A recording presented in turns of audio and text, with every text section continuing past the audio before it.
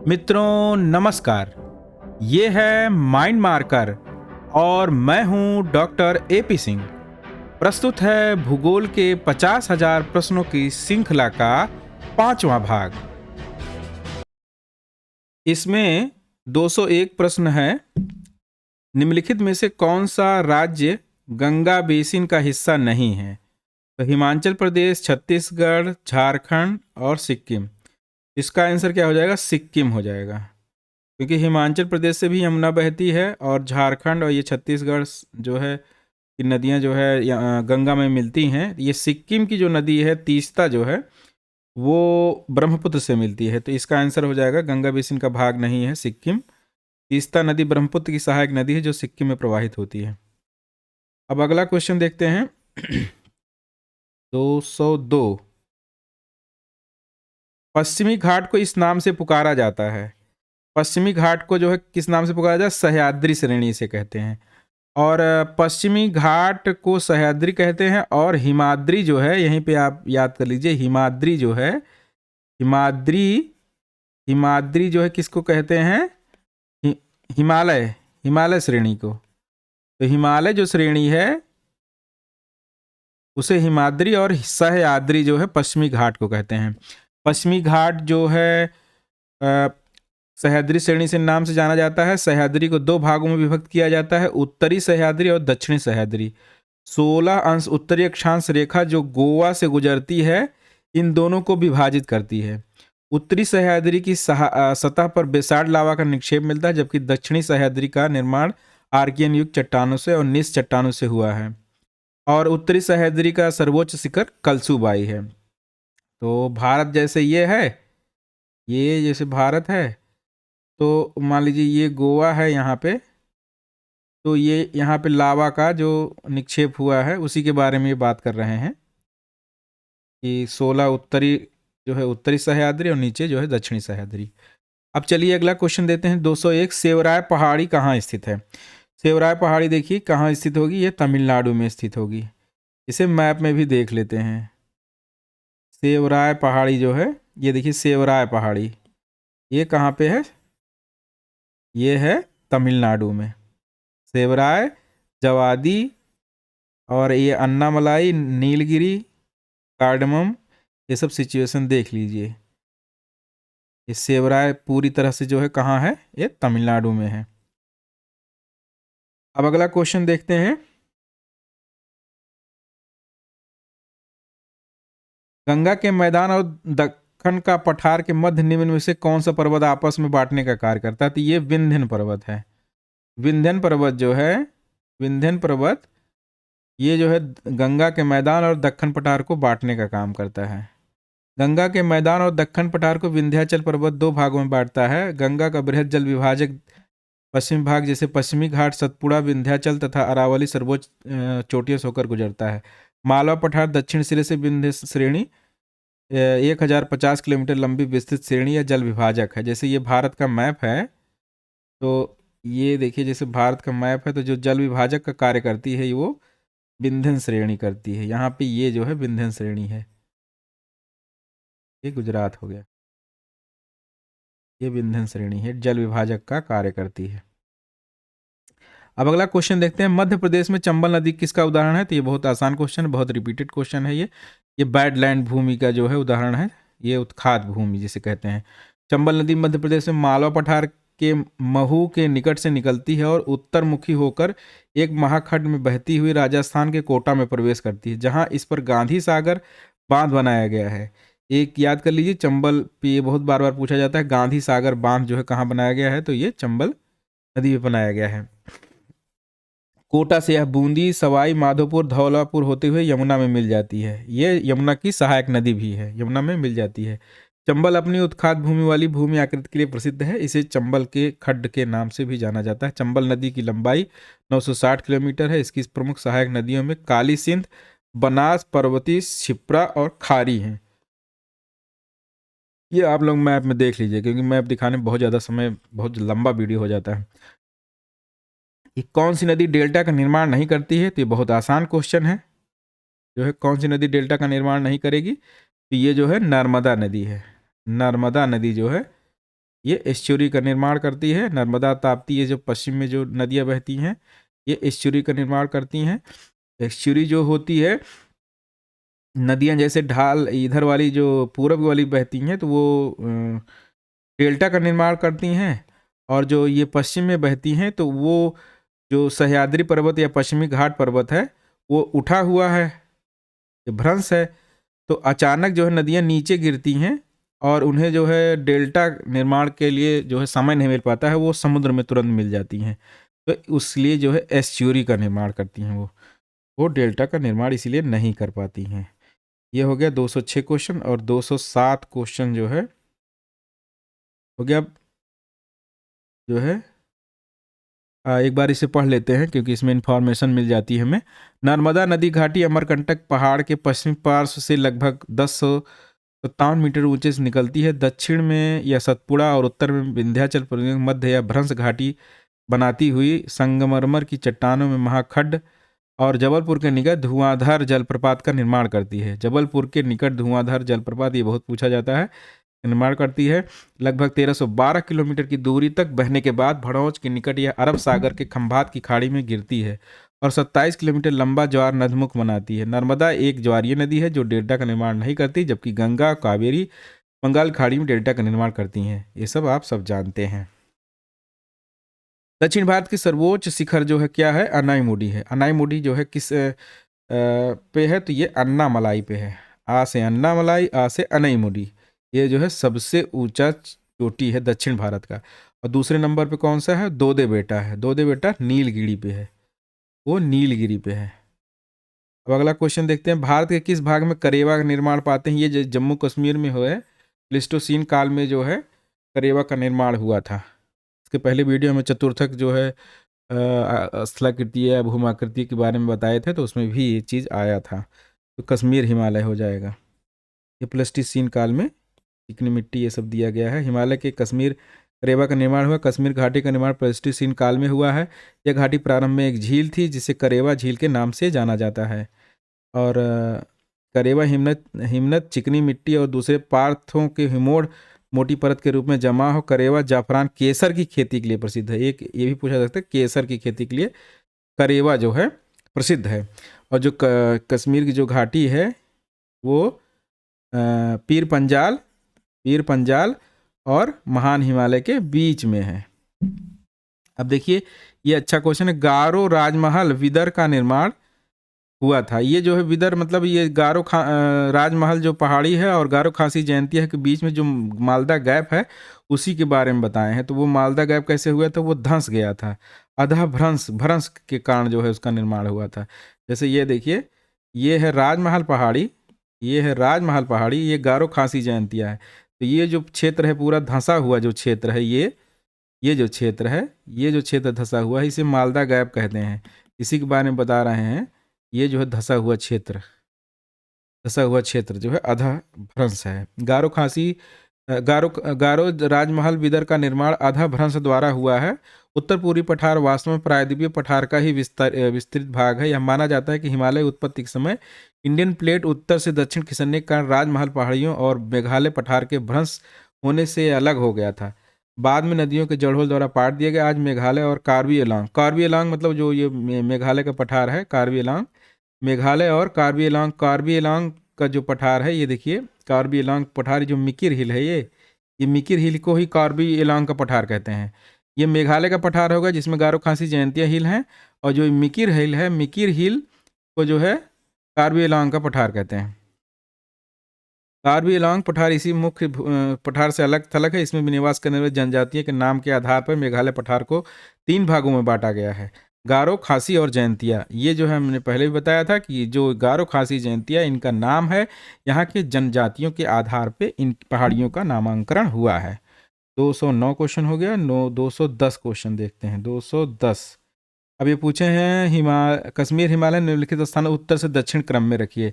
तो उत्तर से दक्षिण क्रम में इसमें गिलगित सबसे उत्तर है, जो पीओके में है, पाकिस्तान में है, फिर कारगिल है, श्रीनगर है, फिर बनिहाल है। तो आप लोग मैप में देख लीजिएगा एक बार, तो आपकी प्रैक्टिस भी हो जाएगी। अगला क्वेश्चन है, गढ़वाल हिमालय में मुख्य भ्रंश गुजरता है। तो ये जो है देहरादून जनपद के राजपुर से गुजरता है। और जो इसमें जो है एक यहीं पे देख लेते हैं, जैसे एक ट्रांस हिमालय है, ट्रांस हिमालय में है काराकोरम, काराकोरम लद्दाख, और ट्रांस हिमालय और हिमालय के बीच में क्या है, इंडस फ्यूचर जोन है, इसको हिंज लाइन बोलते हैं, इससे जो है ये अलग होती है काराकोरम और हिमालय, मेन हिमालय और लघु हिमालय। लघु हिमालय वो किससे अलग होता है, वो अलग होता है MCT से, MCT मतलब मेन सेंट्रल थ्रस्ट से। और लघु हिमालय और शिवालिक हिमालय किससे अलग होता है, मेन बाउंड्री फॉल्ट से, B से। और शिवालिक और मैदान किससे अलग होता है, ये होता है हिमालयन फ्रंट फॉल्ट से।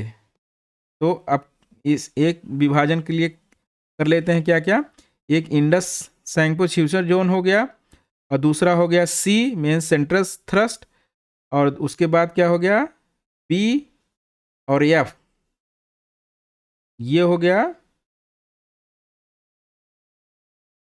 काराकोरम हो गया, मान लीजिए ट्रांस हिमालयन, ये हो गया फिर मेन हिमालय, फिर ये लघु हिमालय, और फिर ये शिवालिक हो गया, और ये मैदान के बीच में जो फॉल्ट हो गया। तो इस प्रकार जो है आप ये पूरा याद कर लीजिए। ये जो है एक बार फिर से देख लेते हैं, नहीं तो कन्फ्यूजन हो जाता है। एक बार इसे फिर से देख लेते हैं क्योंकि ये बहुत बार बार पूछा जाता है। देखिए, ट्रांस हिमालय हो गया पहले, फिर हिमालय हो गया मेन हिमालय, फिर लघु हिमालय हो गया, फिर शिवालिक हो गया, फिर मैदान हो गया।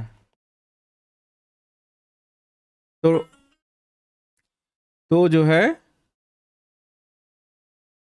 यहाँ पे क्या हो गया, इसको रेड कलर्स कर लेते हैं। हाँ, यहाँ पे क्या हो गया, इंडस सैंगपो जोन हो गया I, और हिमालय और लघु हिमालय के बीच में क्या हो गया C मेन सेंट्रल थ्रस्ट, और लघु और शिवालिक के बीच में क्या हो गया B, और शिवालिक और मैदान के बीच में क्या हो गया F, ICBF। इस तरह याद रखिए ICBF।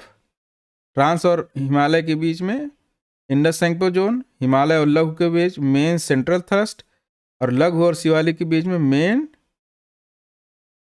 बाउंड्री फॉल्ट, और शिवालिक और मैदान के बीच में हिमालयन फ्रंट फॉल्ट। अब यही क्वेश्चन कई बार आएगा तो इसको आप लोग सही कर लेंगे। हिमालय मुख्य शेप द्वारा अलग करता है, फिर अब देखिए वही क्वेश्चन आया है, इसको आप कर लीजिए। और लंबाई के अनुसार निम्नलिखित नदियों में सही अवरोही क्रम क्या है, तो लंबाई सबसे अधिक ये यहाँ पे किसकी सबसे अधिक है, ये गोदावरी सबसे अधिक लंबी है, फिर कृष्णा है, फिर यमुना है, और फिर कावेरी है। गोदावरी जो है सबसे अधिक लंबी है, उसके बाद कृष्णा है। बहुत ज़्यादा अंतर नहीं होगा गोदावरी और कृष्णा में, लेकिन गोदावरी सबसे अधिक है। इसे एक बार देख भी देते हैं। गोदावरी दक्षिण भारत की सबसे लंबी नदी है, इसकी लंबाई लगभग 1465 किलोमीटर है। इसका उद्गम नासिक स्थित त्रयंबक पहाड़ियों से होता है, जिसको बूढ़ी गंगा और दक्षिण की गंगा के नाम से भी जानते हैं। इसको बूढ़ी गंगा कहते हैं, बूढ़ी गंगा, और दक्षिण की गंगा के नाम से जानते हैं गोदावरी को, बूढ़ी गंगा और दक्षिण की गंगा। इसकी प्रमुख सहायक नदियां कौन कौन है, प्राणहिता, पूर्णा, प्रवरा, वेनगंगा, पेनगंगा, मंजरा, इंद्रावती, वर्धा। यमुना गंगा की सहायक नदी है, इसकी लंबाई 1384 किलोमीटर है। और कृष्णा दूसरी सबसे बड़ी है, इसकी लंबाई जो है 1401 किलोमीटर है। ये याद रखिए कि कृष्णा जो नदी है वो यमुना से बड़ी है। तो नंबर 2 पे जो है कौन सा हो जाएगा, कृष्णा। और कावेरी दक्षिण भारत की गंगा। देखिए ये कंफ्यूजन में होता है, दक्षिण भारत की गंगा किसको कहते हैं, कावेरी को, और दक्षिण की गंगा ये है गोदावरी की। दक्षिण की गंगा और दक्षिण भारत की गंगा ये कावेरी को कहते हैं। और अब अगला क्वेश्चन देखते हैं, निम्न से कौन सी पर्वत श्रृंखला नवीनतम है। तो इसमें देखिए कौन से सबसे बाद में बना है, तो सबसे बाद में कौन से बनी है, शिवालिक बनी है।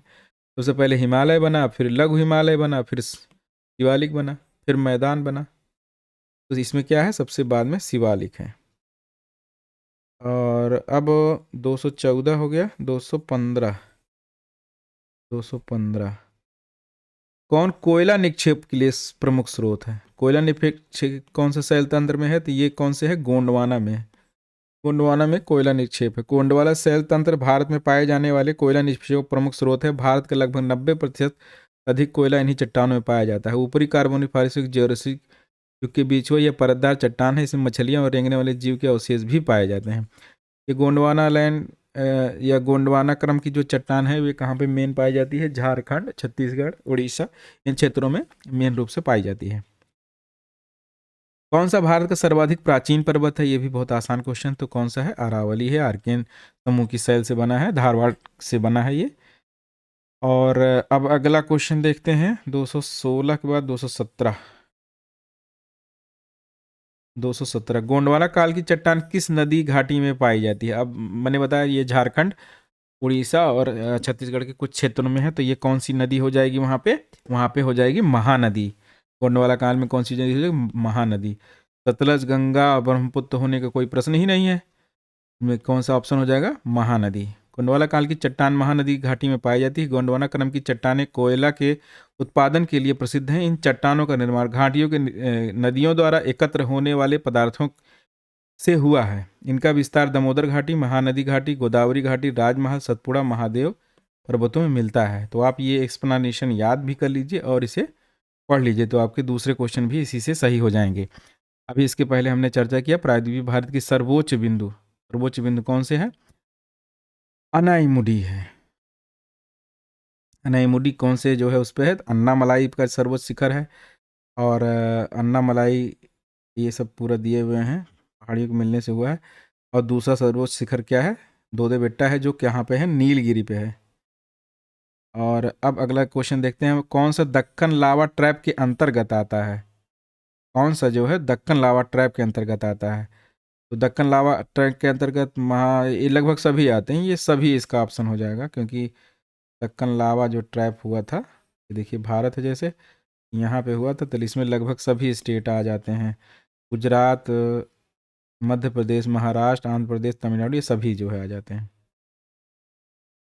और अब अगला जोजिला दर्रा जो है, देखिए कहाँ है? ये जो है श्रीनगर को लेह से अलग करता है। ये जास्कर श्रेणी में है, जास्कर श्रेणी में है ये जोजिला। जोजिला जो है ये लद्दाख की जास्कर श्रेणी पर्वत में है। ये किसको अलग करता? श्रीनगर को लेह से अलग करता है। 221 क्वेश्चन अब देखते हैं। और ये देखिए दर्रों के बारे में बहुत सारी जानकारी दिए हैं, तो इसे एक बार पढ़ लेते हैं, क्योंकि ये अन्य भी इसमें पूछा जाएगा। कौन से लद्दाख राज्य में कौन कौन से दर्रे हैं? ये है जोजिला, काराकोरम, चांगला, खारदुंगला। खारदुंगला बहुत इंपॉर्टेंट है। और जम्मू कश्मीर में कौन से है? पीर पंजाल और बनिहाल। जोजिला, काराकोरम, चांगला और खारदुंगला ये लद्दाख में है। हिमाचल प्रदेश में कौन से हैं? रोहतांग, सिपकिला, बाड़ालाचा और यांगजी। उत्तराखंड में कौन कौन से हैं? नीति, लिपुलेख, माना, मडिरंग, पारंगला, थांगला। सिक्किम में जो है प्रसिद्ध है जो नाथुला, जेलेपला, डोंकिया। अरुणाचल प्रदेश में है बोमडिला, याप, दीफू, पांगसाड़। और मणिपुर में तूजू। ये बहुत इंपॉर्टेंट है मणिपुर वाला। तूजू जो है एक बार बहुत पूछा गया था, ये तूजू जो है बहुत इंपॉर्टेंट है, मणिपुर का है। महाराष्ट्र में थाल घाट, भोर घाट, अंबा घाट ये है। तेनकोट्टा और पाल घाट ये केरल में है। और चंबल और यमुना के रेवाइंस में किस प्रकार की मृदा अपरदन होता है? तो ये कौन सा होता है? ये नालीदार अपरदन होता है। मृदा में अवनलिका अपरदन होता है, जिसे अवनलिका अपरदन भी कहते हैं। ये नालीदार या अवनलिका, जिसे यू और वी आकार की सुरंग प्रकार का वाह्य क्षेत्र अवनलिका अपरदन का सर्वाधिक प्रभावित क्षेत्र है। इसके अतिरिक्त ये तमिलनाडु और पश्चिम बंगाल में भी पाए जाते हैं। देश में लगभग 8000 हेक्टेयर प्रतिवर्ष बीहड़ भूमि में परिवर्तित होते हैं। मतलब अपरदन द्वारा, जो अवनलिका अपरदन द्वारा होता है, ये मिट्टियों के जो है कटाव की प्रमुख समस्या है। तो जल का मृदा अपरदन भी ये होता है, परत अपरदन, रील अपरदन और अवनलिका अपरदन, ये 3 तरह का जो है मृदा अपर्दन होता है। तो जो चंबल में होता है क्या होता है, वो अवनलिका अपर्दन होता है। भारत के पर्वतीय भागों में ग्रामीण अधिवास होते हैं। पर्वतीय भाग में कौन से ग्रामीण होते हैं, वो होंगे प्रकीर्ण अधिवास होते हैं। प्रकीर्ण अधिवास, इसमें अधिवास एक दूसरे से दूर दूर होते हैं, जिनका पारस्परिक संबंध कच्ची सड़कों या पगडंडियों से होता है, जहाँ कृषि के लिए उपयुक्त धरातलीय अवस्थाएं नहीं पाई जाती। अनवर मिट्टी, कठोर जलवायु और प्रतिकूल धरातल के कारण कृषि संभावनाएं कम होती हैं। इस प्रकार अधिवास सामान्यतः पहाड़ी क्षेत्रों, मरुस्थलों, सघन वनों में पाए जाते हैं। प्रायद्वीपीय भारत की अधिकांश नदियां किस दिशा में प्रवाहित होती हैं? प्रायद्वीपीय भारत की अधिकांश नदियां कौन सी दिशा में प्रवाहित होती हैं? तो प्रायद्वीपीय भारत की नदियां देखा जाए तो पश्चिम में कुछ होती हैं और कुछ पूर्व में होती हैं। तो लेकिन इसमें जो हमको लग रहा है ऑप्शन होगा वो पश्चिम ही होगा। अच्छा, अधिकांश नहीं, इसमें दिए भार अधिकांश नदियां पूर्व दिशा में प्रवाहित होती हैं, क्योंकि इनका मुख्य जल विभाजक विंध्यन पर्वत और सतपुड़ा पर्वत और तथा पश्चिमी घाट है। यहाँ की अधिकांश नदियां बंगाल की खाड़ी तथा अरब सागर में बहती हैं। तो जो पूर्व में प्रवाहित होने वाली नदियां हैं वो कौन कौन सी हैं? जैसे है महानदी, गोदावरी, कृष्णा, पेन्ना, पलार और कावेरी, वैगाई। और पश्चिम में जो नदियां होती हैं अरब सागर में, जैसे नर्मदा, ताप्ती, साबरमती, जुआरी, मांडवी, भरतभुजा, पेरियार और सारावती। तो इस तरह से एक आंसर अगर आपको कहना हो तो आप कह सकते हैं कि पूरब में प्रवाहित होती हैं, लेकिन इस तरह से जो है वो पश्चिम में भी काफ़ी नदियां इसकी प्रवाहित होती हैं। इसका आंसर जो है इन्होंने सी दिया है। अब अगला क्वेश्चन देखते हैं। मंदाकिनी अलकनंदा में मिलती है। मंदाकिनी अलकनंदा में मिलती है कहाँ पे? मंदाकिनी जो है ये जैसे अलकनंदा ऐसे आती है, तो मंदाकिनी आके यहाँ पे मिल जाती है कहाँ पे? रुद्रप्रयाग में। रुद्रप्रयाग में फिर ये जो है भागीरथी नदी आती है और यहाँ इस मिल जाती है देवप्रयाग में। इसका आंसर क्या है? रुद्रप्रयाग। रुद्रप्रयाग। अब ये जो है दिए भी हैं कि रुद्रप्रयाग में अलकनंदा और मंदाकिनी मिलती है, देवप्रयाग में भागीरथी और अलकनंदा मिलती है। ये दोनों को मैंने बताया। और कर्णप्रयाग में अलकनंदा और पिंडार मिलती है। नंदप्रयाग में अलकनंदा और नंदाकिनी मिलती है। विष्णुप्रयाग में धौली गंगा और विष्णु गंगा और अलकनंदा ये मिलती हैं। तो अलकनंदा बनती है कौन से? धौली गंगा और विष्णु गंगा से। अब अगला क्वेश्चन देखते हैं। भागीरथी तथा अलकनंदा नदियों का संगम कौन सा है? ये तो अभी पूरा हो गया, देवप्रयाग। निम्नलिखित से कौन सा बाढ़ के कारणों में से एक नहीं है? देखिए, ऊर्ध्वाधर पवन अपरूपण ये तो नहीं है। दोषपूर्ण कृषि कार्य प्रणाली ये तो है। नदियों का अत्यधिक लहरदार और विसर्पी मार्ग ये भी है। बड़े पैमाने पर वन कटाई ये भी है। इसमें कह रहे हैं कौन सा बाढ़ के लिए नहीं है, तो ये पहला आंसर हो जाएगा। ऊर्ध्वाधर पवन अपरूपण से कोई मतलब नहीं। ऊर्ध्वाधर जब पवन जो है ऊपर होगा तो वहाँ पे सूखा हो जाएगा, क्योंकि जब ऊपर हवा बहेगी तो ये जो है नहीं होगा बाढ़ के कारणों में। मानसूनी वर्षा प्रायः तेज बौछारों के रूप में होती है। जिस देश में बाढ़ें आती हैं, निर्वनीकरण, दोषपूर्ण कृषि कार्य प्रणालियां एवं भूमि उपयोग, बाढ़ के मैदानों में अनियोजित बस्तियां, विकास कार्यों तथा प्राकृतिक अफवाह में बाधा, बड़े पैमाने पर वन कटाई, अत्यधिक सिंचाई और जल स्तर में वृद्धि आदि मानवीय कारक प्रत्यक्ष रूप से बाढ़ के कारण होते हैं। ऊर्ध्वाधर पवन में अपरूपण बाढ़ के कारणों को सम्मिलित नहीं। हालांकि बाढ़ विश्व के विस्तृत क्षेत्र में आती है तथा काफ़ी तबाही लाती है। ये सब बहुत ज़्यादा डिटेल दिए हैं। हिमालय में निम्नलिखित में कौन सी पर्वत श्रृंखला मुख्य MBT द्वारा अलग की गई है? देखिए, इसको हमने अभी चर्चा किया था। लघु और हिमालय, लघु हिमालय और शिवालिक क्या होगा? एक पहले क्या होगा? ICPF। तो जो है बी किसके द्वारा होता है? किसको कौन कौन अलग करता है? मेन हिमालय को, ये जो है लघु हिमालय और शिवालिक, ये जो है लघु हिमालय और शिवालिक को अलग करेंगे।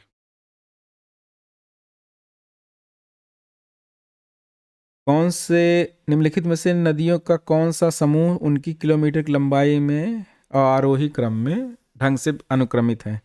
सबसे छोटी नदी कौन सी इसमें होगी? व्यास नदी होगी, फिर रावी नदी होगी, फिर यमुना नदी होगी, गंगा सबसे बड़ी होगी।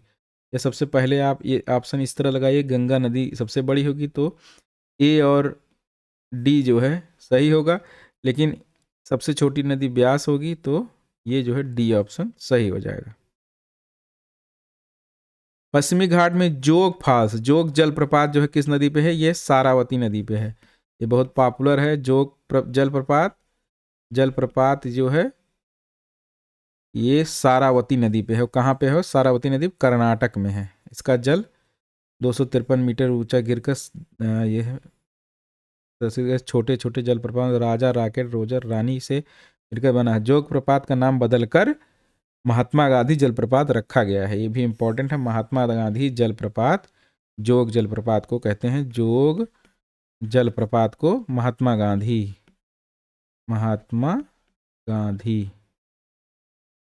अगला क्वेश्चन है, भारत के शीत मरुस्थल के बारे में निम्नलिखित से कौन सा कथन सही नहीं है? ये देखिए कौन सा है शीत मरुस्थल, कहाँ पे है? ये है लद्दाख में या जो है क्षेत्र में है। तो इसमें जो सिंधु है ये बहती है, सही है। यह जो है हिमाचल पर्वतों के वृष्टि छाया क्षेत्र हैं, ये भी सही है। मतलब यहाँ कोल्ड डेजर्ट में बारिश नहीं होती, लेकिन ठंडी बहुत ज़्यादा पड़ती है। और दूसरा ऑप्शन और क्या है?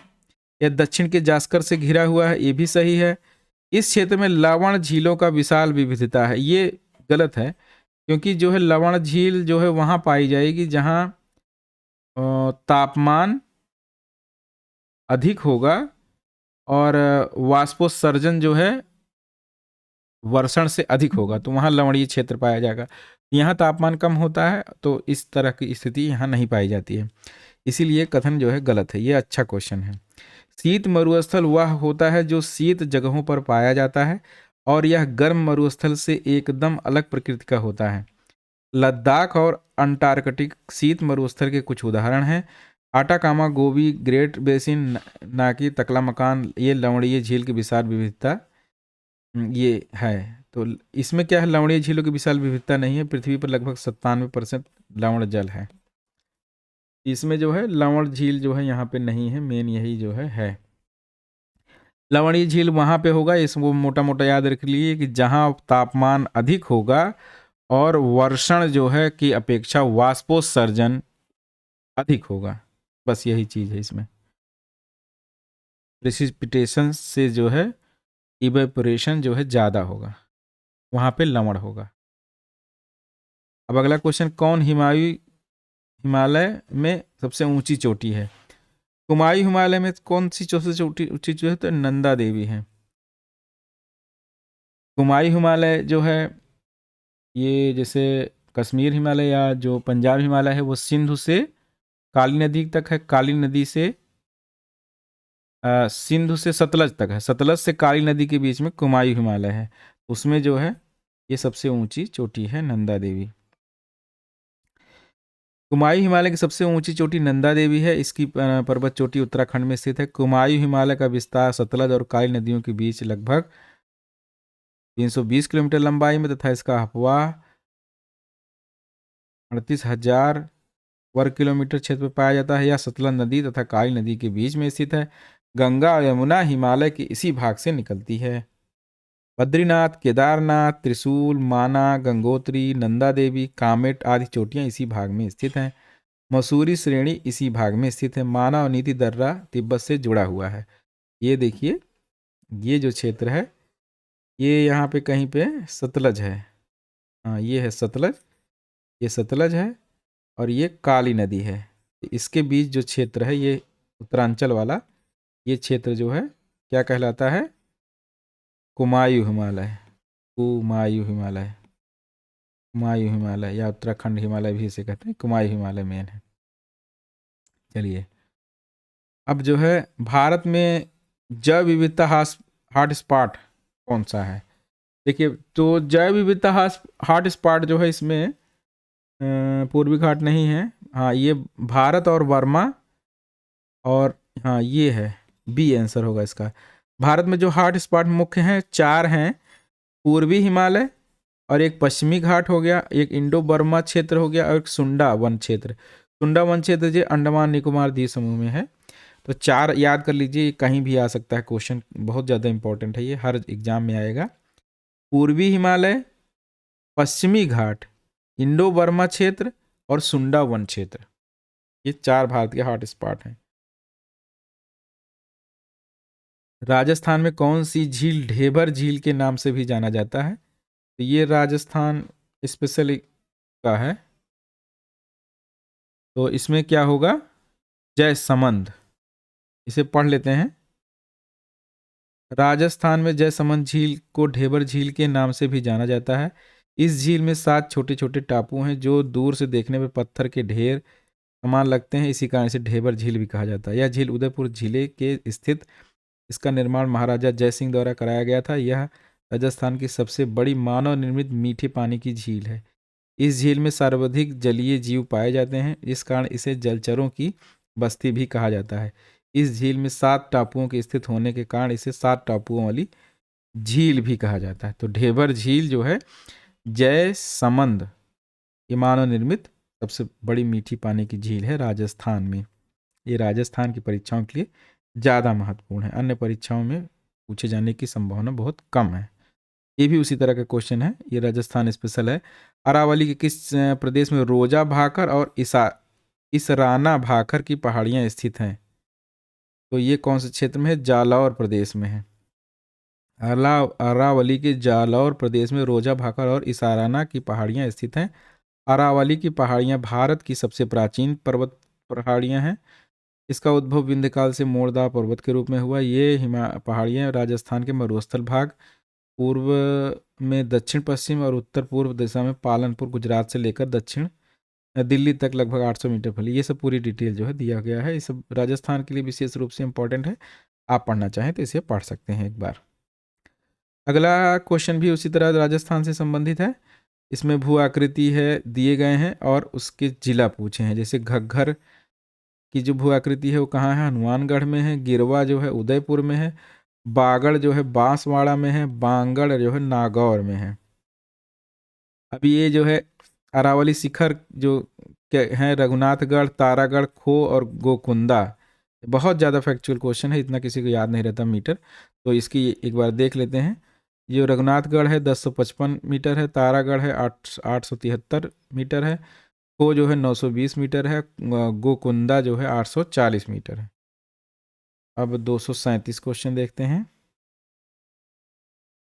गंभीरी नदी सहायक नदी है, ये भी राजस्थान स्पेशल है। ये बेड़च की सहायक नदी है। बेड़च नदी गंभीरी नदी की सहायक नदी है। यह नदी मध्य प्रदेश के जावत की पहाड़ियों और रतलाम से निकलती है। यह नदी चित्तौड़गढ़ जिले के निम्बा हेड़ा नामक स्थान से प्रवेश करती है और चित्तौड़गढ़ दुर्ग के पास यह मिल जाती है। ये जो है बनास नदी का उद्गम क्या है? बाण गंगा का उद्गम क्या है? बेड़च और कांतली। बनास की है खमनौर पहाड़ी, बाण गंगा की बैराठ पहाड़ी और गोकुंदा पहाड़ी जो है बेड़च की है। कातली पहाड़ी खंडेला की है। ये भी जो है राजस्थान स्पेशल जो है क्वेश्चन है। राजस्थान के अलावा किसी परीक्षा में पूछे जाने की संभावना बहुत कम है। भीमा और तुंगभद्रा सहायक नदी, हाँ ये क्वेश्चन अच्छा है। भीमा और तुंगभद्रा किसकी सहायक नदी है? वो कृष्णा की है। जैसे भीमा से आप जो है भीम से जान सकते हैं किसके जो है थे जो है पक्ष में, तो वो कृष्ण के थे। तो इस तरह हम याद कर सकते हैं कृष्णा जो है भीमा की सहायक, भीमा जो है कृष्णा की सहायक नदी है। अब कृष्णा के बारे में थोड़ा सा पढ़ लेते हैं क्योंकि ये इंपॉर्टेंट है। कृष्णा नदी प्रायद्वीपीय भारत की दूसरी सबसे बड़ी नदी है। पहली सबसे बड़ी कौन सी नदी है? गोदावरी। यह महाबलेश्वर के निकट पश्चिम घाट से निकलकर दक्षिण पूर्व दिशा में प्रवाहित होकर के 1401 किलोमीटर लंबाई में प्रवाहित होती है, जिसका 27% अपवाह क्षेत्र महाराष्ट्र में, 44% अपवाह क्षेत्र कर्नाटक में और 29% अपवाह क्षेत्र तेलंगाना व आंध्र प्रदेश में पड़ता है। तुंगभद्रा और भीमा इसकी प्रमुख सहायक नदियां हैं। कोयना, केरला, वर्णा, पंचगंगा, दूधगंगा, घाट प्रभा, माल प्रभा और मूसी इसकी अन्य सहायक नदियां हैं। ये याद कर लीजिए, कोयना, केरला, वर्णा, पंचगंगा, दूधगंगा, घाट प्रभा, माल प्रभा और मूसी इसकी सहायक नदी है। मूसी के निकट कौन सा शहर है? मूसी के निकट हैदराबाद है। तुंगभद्रा नदी की सहायक नदी हंगरी है। हगरी नदी जो वेदावती नाम से भी जाना जाता है। जल विद्युत योजनाओं की दृष्टि से इस नदी का बड़ा महत्व है। कृष्णा नदी डेल्टा बनाती हुई बंगाल की खाड़ी में गिरती है। तो तुंगभद्रा नदी की सहायक नदी कौन सी है? तुंगभद्रा नदी की सहायक नदी कौन सी है? हगरी। हगरी ये जो है इंपॉर्टेंट है। और तुंगभद्रा किसकी सहायक है? वो कृष्णा की है। कौन सी एक नदी का उद्गम भारत में नहीं है? अब ये देखिए, भारत जो है, जैसे ये देखिए, ये भारत है, ये मान लीजिए भारत है। तो भारत में जो है, जैसे ये रावी हो जाती है यहीं से, चेनाब भी यहीं से उद्गम हो जाता है, ब्यास भी यहीं से उद्गम हो जाता है। लेकिन जो सतलज है, सतलज है, सिंधु और ब्रह्मपुत्र, ये लगभग तीनों जो है मानसरोवर के आसपास के क्षेत्रों से लगभग एक ही स्थान से इनका उद्भव होता है। सिंधु, सतलज और ब्रह्मपुत्र। अगर पूछा जाए कि ये तीनों नदियां एक साथ होती कौन सी है, तो एक समान हो जाएगी सिंधु, सतलज और ब्रह्मपुत्र, जो कि मानसरोवर झील के पास से होती है। तो सतलज नदी का उद्गम तिब्बत के मानसरोवर झील के समीप स्थित राकस ताल से होता है। यह एक पूर्ववर्ती नदी है। ये एंटीसीडेंट रिवर का उदाहरण है, जो ढाल के अनुसार नहीं बहती, वो ढाल को जो है जो सामने आता है उसको काट देती है। इस तिब्बत में लांगचेब खम्बाम नाम जाना जाता है। इसे तिब्बत में लांगचेन खम्बाब। भारत में प्रदेश के पूर्व में लगभग 400 किलोमीटर तक सिंधु के समांतर प्रवाहित होती है। यह जास्कर श्रेणी की सिपकी और शिवालिक श्रेणी की रूपड़ के निकट काटकर गहरे खड्ड बनाती है। सिपकिला दर्रे हिमाचल प्रदेश में प्रवेश करती है। स्पीति नदी इसका जो है सहायक नदी होगी। ये जो है जास्कर श्रेणी को सिपकिला जो है दर्रे को काटती है, दर्रा बनाती है, इस दर्रे से होकर के भारत में प्रवेश करती है। स्पीति इसकी मुख्य सहायक नदी है। हरके के पास ये ब्यास का जल संग्रहित करते हुए मिठानकोट और के निकट सिंधु में मिल जाती है। ब्रह्म प्रसिद्ध भाखड़ा नांगल परियोजना हरके और सरहिंद नहर तंत्र से संबंध होने के कारण यह देश की महत्वपूर्ण नदी है।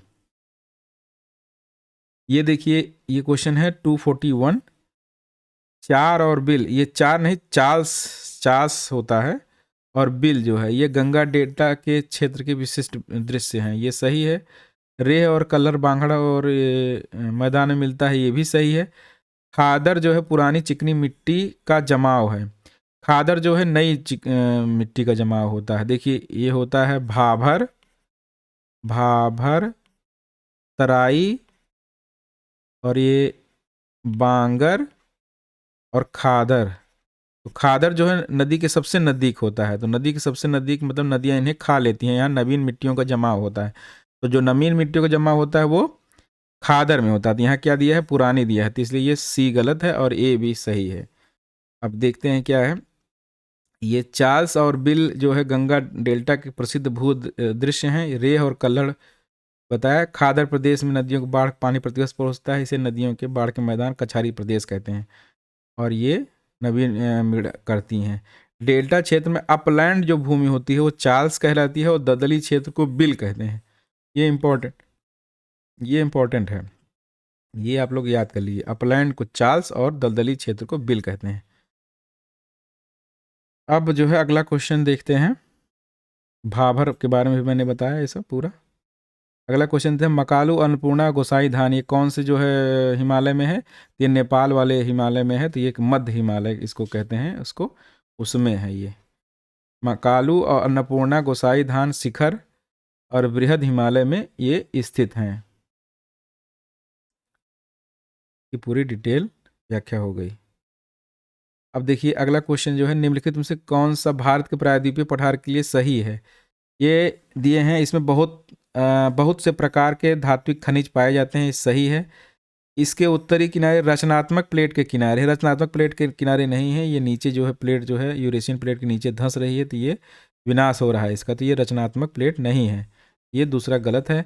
इसके उत्तर पश्चिमी भाग उपजाऊ काली मिट्टी से घिरे हुए हैं, ठीक है। ये भारत है, ये प्रायद्वीप पर यहाँ पे काली मिट्टी का वो हुआ है, निक्षेप हुआ है, तो ये सही है। इस भाग में केवल 2 सदावाहिनी नदियां हैं, तो ये भी गलत है, केवल 2 ही नहीं हैं और कई हैं। इसमें आंसर क्या हो जाएगा? 1 और 3, सी, 1 और 3। हाँ ठीक है। प्रादीय भारत में धात्विक, इसे पूरा डिटेल दिया गया हुआ है, आप इसे चाहें तो आप पढ़ सकते हैं, क्योंकि बहुत ज़्यादा वीडियो लंबा हो जा रहा है। इसे 250 जल्दी से पूरा करते हैं। हिमालय में कौन से भाग में दून और द्वार पाए जाते हैं? तो दून और द्वार कौन से भाग में पाया जाता है? दून और द्वार जो है, जो सबसे निचला जो क्षेत्र है, जिसे ग्रेट हिमालयन हो गया, लघु हिमालय हो गया और शिवालिक हो गया। तो जो हरिद्वार है वो मैदान और पहाड़ के बीच के क्षेत्र है। तो जो मैदान के निकट जो हिमालय है वो कौन सा हिमालय होगा? वो शिवालिक हिमालय होगा, जाहिर सी बात है। तो ये इसका आंसर हो जाएगा शिवालिक हिमालय। सबसे बाहरी और नवीनतम श्रेणी है, जो हिमालय को उप हिमालय भी कहा जा सकता है। इसको मैंने बहुत बार बता दिया। इसका निर्माण मध्य मायोसीन से प्लेस्टोसीन काल में हुआ था, सिनेजोइक युग में माना जाता है। और दून और द्वार कहते हैं, देहरादून, हरिद्वार ऐसे मैदानों के उदाहरण है, जो मैदान और पर्वत के बीच, मतलब लास्ट मैदान का आखिरी भाग और पर्वत के शुरुआत में स्थित शहर हैं। और घाटियों के बारे में पूछा है, कौन कौन सी घाटियां कहाँ हैं? तो ये पूछ रहे हैं कौन से सुमेलित नहीं है। तो जोहार घाटी जो कौन सी है, वो उत्तराखंड में है। जोहार घाटी उत्तराखंड में है और बाकी सब सुमेलित है। शांत घाटी केरल में है, नुब्रा जो है जम्मू कश्मीर है, मिलाम जो उत्तराखंड में है। शांत घाटी केरल नीलगिरी में स्थित है और राष्ट्रीय उद्यान भी है ये। नुब्रा घाटी जो है 3 भुजाओं वाली घाटी, ये लद्दाख घाटी के उत्तर पूर्व में स्थित है। ये लद्दाख घाटी के उत्तर पूर्व में स्थित है। तो जम्मू कश्मीर उस समय रहा होगा, तो लद्दाख इसमें ज़्यादा सही होगा। तो जोहार घाटी उत्तराखंड राज्य में स्थित, जिसे मिलाम घाटी या गोरी गंगा घाटी के नाम से भी जाना जाता है। तो जोहार घाटी याद रखिए, जोहार घाटी कहाँ है? जोहार, जोहार, जोहार कहाँ है? जोहार है उत्तराखंड में। अगला क्वेश्चन देखते हैं, निम्नलिखित में से कौन सा कथन असत्य है? संपूर्ण प्रायद्वीपीय भारत केवल आर्कियन चट्टानों से निर्मित है। केवल आर्कियन चट्टानों से निर्मित तो नहीं है। आर्कियन चट्टान, आर्कियन समूह चट्टान से निर्मित है, जिसमें धारवाड़ और कुडप्पा ये सब भी आती हैं। तो कौन सा कथन असत्य है? तो पहले ही कथन असत्य है। ये प्रायद्वीपीय भारत नीस बंगाल कहते हैं, ये सही है। भारत की प्राचीनतम चट्टानें आर्कियन समूह से संबंधित है, सही है। हिमालय केंद्रीय भाग आर्कियन चट्टानों से निर्मित है, ये भी सही है। क्योंकि जो है भारत हिमालय बन रहा था, तो उसके अंदर जो चट्टान थी वो आर्कियन अंदर है, इसलिए ये भी सही है। देखिए इसका आंसर क्या दिया है इन्होंने, 246 का ए। कौन सा असत्य है? तो ये सही है, मतलब ये असत्य है, ठीक है। तो इसका आंसर हो जाएगा ए। प्रायद्वीपीय भारत के लगभग 2/3 भाग आर्कियन है क्रम चट्टान से निर्मित, अर्थात कथन ए असत्य है।